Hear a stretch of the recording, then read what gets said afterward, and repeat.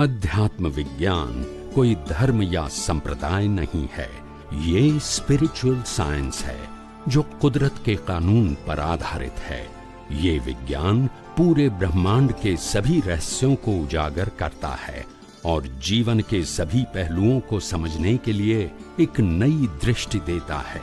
इसी को art of vision कहते हैं, दुनिया को देखने की एक नई दृष्टि, जो अध्यात्म विज्ञानी परम पूज्य स्वामी श्री कमलेशानंद जी के निर्देशन में सनातन सत्य का अनुसंधान कर हमारे जीवन को प्रकाशित करे। जय सच्चिदानंद। ये क्या है? ये विज्ञान सबके लिए है, ऐसा नहीं कि छोट बड़ों के लिए, छोटों के लिए, सबके लिए है। और जितनी कम उम्र से वो समझ सकते हैं विज्ञान, आगे जाके इतने ही वो परिपक्व हो जाएंगे, क्योंकि विज्ञान तो सनातन सत्य है। आज नहीं तो कल समझना पड़ेगा, तो उसमें कोई एज फैक्टर नहीं आता है। आप सोच समझ सकते हैं तो इतनी एज आपके लिए काफी है ये विज्ञान समझने के लिए। यहाँ कोई शास्त्रों की बात समझना नहीं है और न ही कोई क्रियाकांड की बात समझना है। तो इसीलिए ये जितने भी कम उम्र के बच्चे होते हैं 15 साल से ऊपर, तो वो ज्यादातर वो ग्रास्प कर सकते हैं, क्योंकि उनका माइंड ओपन होता है। क्या होता है? जो भी बात करेंगे वो स्वीकार करेंगे, क्योंकि और कोई डिस्टरबेंस नहीं है। तो इसीलिए हम भी जानते हैं कि ये विज्ञान, जो आध्यात्म विज्ञान की बात करते हैं, आम जनता के लिए ये बहुत नई बात है, प्रेजेंटेशन नया है। मगर यही बातें हमारे तीर्थंकर भगवान ने भी कही थी उस जमाने में, उस समय। और समर्थ पुरुष जैसे वासुदेव होते हैं, प्रतिवासुदेव होते हैं, चक्रवर्ती भी होते हैं, सब लोग यही विज्ञान को समझते हैं। तो विज्ञान ब्रह्मांड में या दुनिया में दो प्रकार के नहीं हो सकते हैं, एक ही प्रकार का है। हम कितना जान सकते हैं वो हमारी व्यक्तिगत बात है। और इसीलिए जितना जितना आपको ये दुनिया का रहस्य समझ में आएगा, इतना इतना स्वयं कॉन्फिडेंस बढ़ेगा। क्या बताया? स्वयं बढ़ेगा। इसको कोई चमत्कार की जरूरत नहीं है। और दूसरी बात ये है कि जब विज्ञान समझ में आएगा तो मौत का भय ही नहीं रहेगा। मृत्यु और कुछ भी नहीं है। ये पुरानी बॉडी को चेंज करके नई बॉडी मिलती है, इसमें कोई डरने की क्या जरूरत है? आप समझे? तो मृत्यु का मतलब क्या है?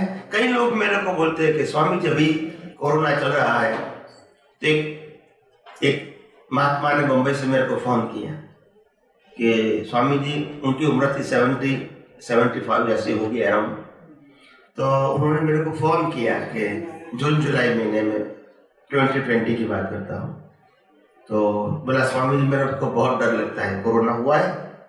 तो मैंने दूसरी बार पूछा कि आपको डर लगता है? तो बोला हाँ डर लगता है। फिर तीसरी बार मैंने पूछा किसका डर लगता है? तो बोला मौत का डर लगता है। मैंने बोला आप भले अपने मुंह से बोलते हैं कि मौत का डर है, मगर मैं मानता हूं आपको मौत का डर नहीं है, और मैं प्रूव करके दिखाऊंगा। क्या बताया? कि आपको मौत का डर नहीं है। डर है मैं मानता हूं, मगर ये मौत का डर नहीं है। तो बोला क्या डर है मेरे को? मैंने कहा आपको ये डर है कि कल मैं मर गया तो ये मकान मेरा कहाँ जाएगा, ये मिलकत मेरी कहाँ जाएगी, ये परिवार मेरा कहाँ जाएगा, ये गोल्ड सिल्वर कहाँ जाएगा, जो मैंने मेरा माना है। बोलते नहीं है, इसका डर है, क्योंकि मेरा माना था एक ही मिनट में खत्म, सब मालिक की चली गई। बोलते नहीं है इसका डर है। आप समझे ना? अभी तक मैंने जब से मैंने पाया तब से मेरा करके मैंने माना है, और एक मिनट में खत्म हो जाएगा। तो डर इसका है।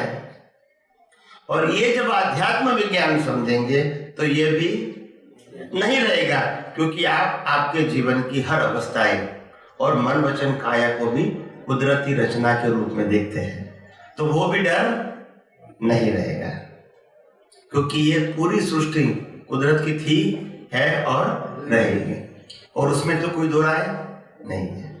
और इसमें कुदरत का कानून बिल्कुल सिंपल है कि जब आप जन्म लोगे तो कुछ लेकर आते नहीं है, और मृत्यु होगा तो कुछ लेकर जाएंगे नहीं। ये नियम सबके लिए एक ही है, इसलिए वो मानना ना मानने की जरूरत नहीं है। तो इसीलिए हर तरह से देखे जाएंगे तो जीवन में डर जैसी कोई चीज नहीं होनी चाहिए। मगर क्योंकि ये सब बातें समझ में नहीं आती है, और हम बचपन से लेके आज तक यही सीखे, ये करो, वो करो, वो करो, ये नहीं करो, समाज में कहो, परिवार में कहो, धर्म में कहो, सभी लोगों ने क्रिया ही बताई। क्या बताई? और कुदरत कहती है मैंने किसी को श्वास लेने की भी स्वतंत्र शक्ति दी नहीं है। अभी कैसे काम करेंगे? लोग कहते करो करो करो, और कुदरत के तुम्हारे पास कुछ भी करने की स्वतंत्र शक्ति नहीं है। तुम्हारा जन्म कहाँ होगा वो भी तुम्हारे हाथ में नहीं है। यह सुनो, राम को भी वनवास जाना पड़ा, उनको नहीं मालूम था, आप समझे? और सीता जी का हरण होके ले गए रावण, वो भी नहीं मालूम था। अगर मालूम होता तो वो दौड़ते हिरण के पीछे। कृष्ण भगवान का भी जन्म जेल में हुआ, क्या करेंगे? दुर्योधन उसका नहीं मानेंगे, क्या करेंगे? तो ऐसा नहीं है। सभी महान पुरुष रिस्पेक्टेड जरूर है, मगर उसका मतलब ये नहीं कि उनके पास फ्रीडम थी। मैं ये कहना चाहता हूं, सम्मान, किसी का रिस्पेक्ट करना वो एक अलग बात है, मगर वास्तविकता से उनके पास फ्रीडम नहीं थी, वो भी समझना पड़ेगा। तभी तो आपको कुदरती कानून समझ में आएगा, नहीं तो समझ में आप भगवान भगवान करते रहो तो समझ में नहीं आएगा।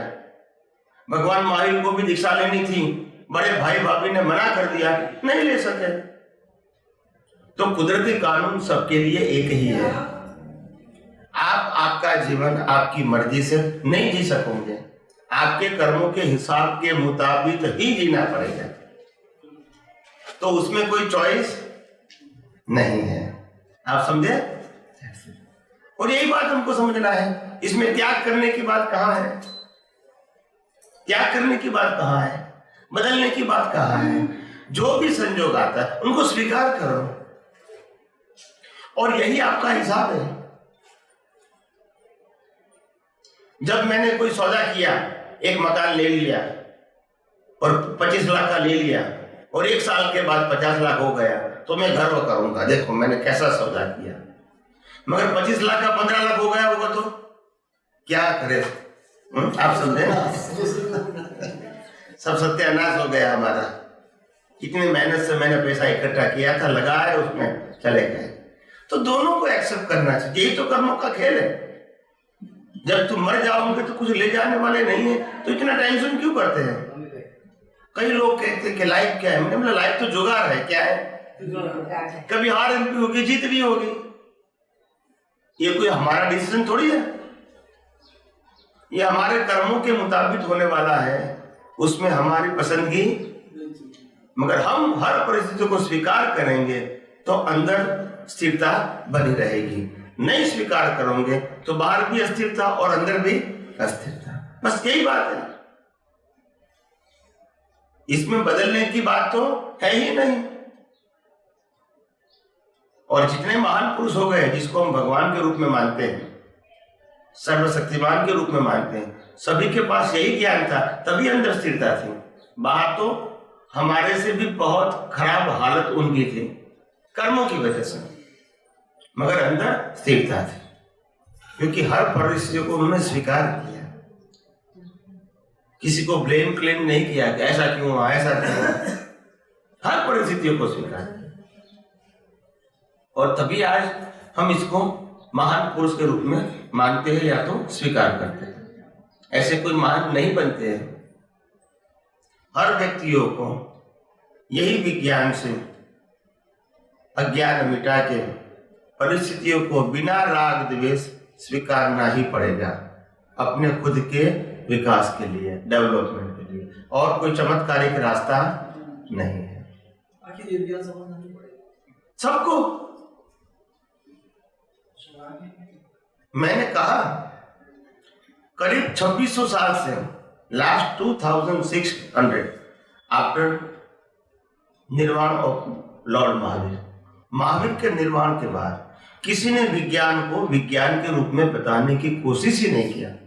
सभी लोगों ने धर्म की ही बात की, आप ये करो ये ना करो, ये करो ये ना करो, सब धर्मों की बात करता हूं, किसी ने बताने की ही कोशिश नहीं की।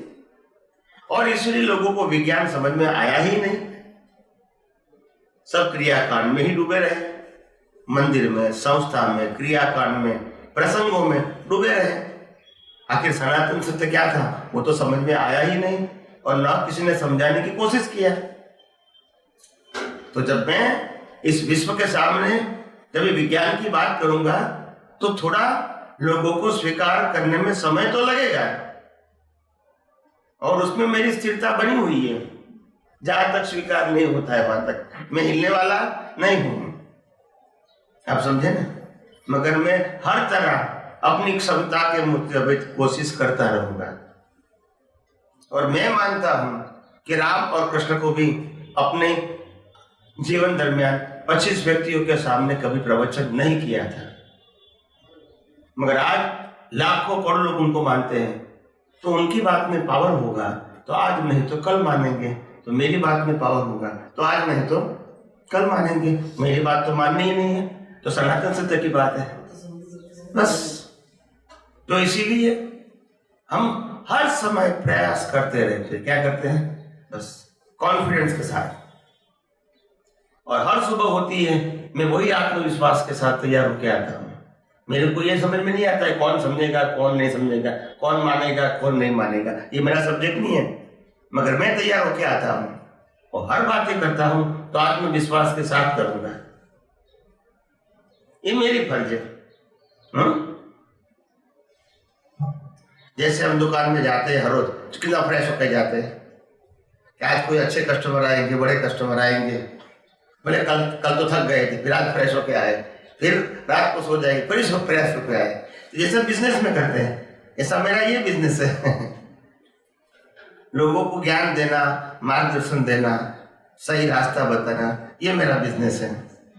इंग्लिश में इसको जॉब कहते हैं, जॉब वर्क, ये मेरा जॉब वर्क है।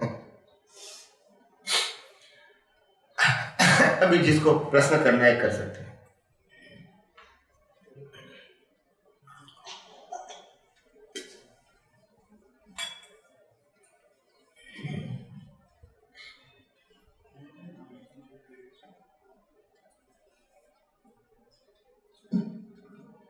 स्वामी जी जय सच्चिदानंद। जय सच्चिदानंद। अभी भैया से बात हुई थी भैया से, भैया ने बोला कि जो 6 तत्व स्वामी जी ने बताए उसको आप एनालिसिस करो। उसको एनालिसिस कैसे, मतलब टाइम स्पेस कैसे करना है?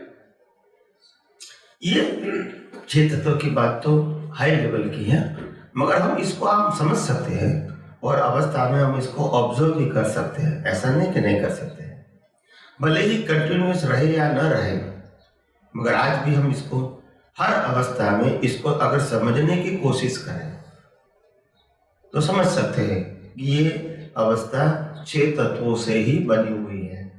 और तभी तो उसको टाइटल लगता है कुदरती रचना। ऐसे टाइटल नहीं लगता है, ये कोई रैंडम वर्ड्स नहीं है। 6 तत्वों से बना है और कुदरती कानून से अवस्था बनी है, इसीलिए वो कुदरती रचना है।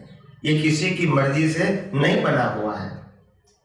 तो 6 तत्व का मतलब होता है हर, जैसे हम यहाँ सब बैठे हैं, आत्मा तत्व है कि नहीं, चेतन तत्व है कि नहीं? अच्छा, जड़ तत्व है, जड़ तत्व है कि नहीं? गति सहायक है, स्थिति सहायक है कि नहीं? समय तत्व है कि नहीं? और स्पेस तत्व। तो 6 तत्वों के बिना कोई अवस्था हो सकती है? तो अगर 6 तत्व देखोगे तो 6 तत्व तो परमानेंट है, और हम अवस्था में 6 तत्व देखते हैं। हालांकि तत्व कैसे है, परमानेंट, और अवस्था कैसी है, टेम्पररी। तो ये 6 तत्व अवस्था में देखते हैं, बीच में कुदरत का कानून आ जाता है। कि ये अवस्था कानून से बनी, तत्व परमानेंट है मगर अवस्था टेम्पररी है, क्योंकि कुदरत का कानून। तो कानून के मुताबिक लोगों को सफरिंग होता है, और इसीलिए ये कानून से बनी हुई अवस्था को हम कुदरती रचना बोलते हैं। रचना कुदरत की है। क्यों? हमको नहीं मालूम कल क्या होने वाला है, मालूम है, मगर संजोग आते हैं। क्यों आते हैं? वही कुदरती रचना। क्यों कुदरत ने संजोग दिया? हमारे ही कर्मों का हिसाब।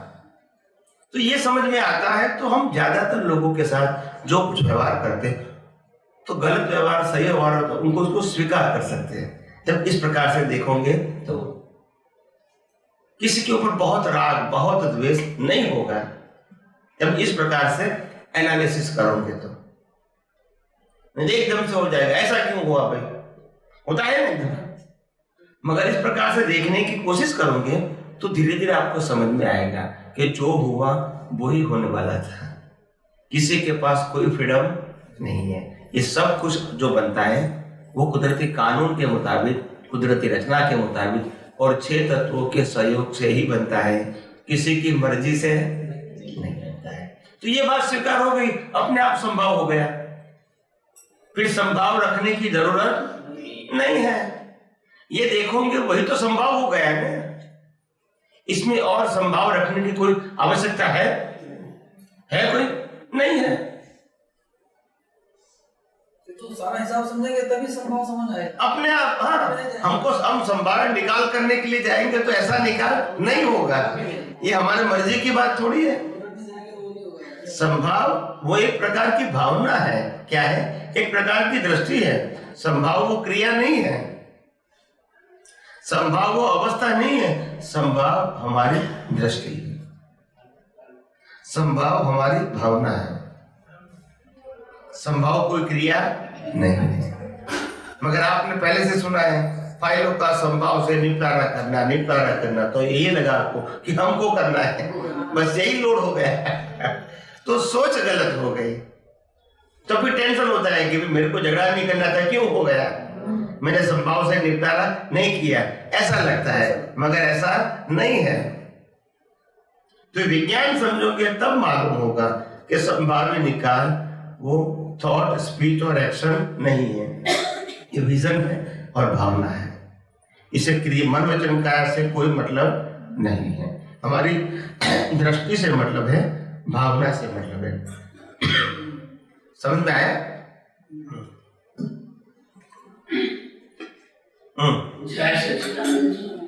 जय सच्चिदानंद। सवाल तो रिपीट ही हो रहे हैं, फिर भी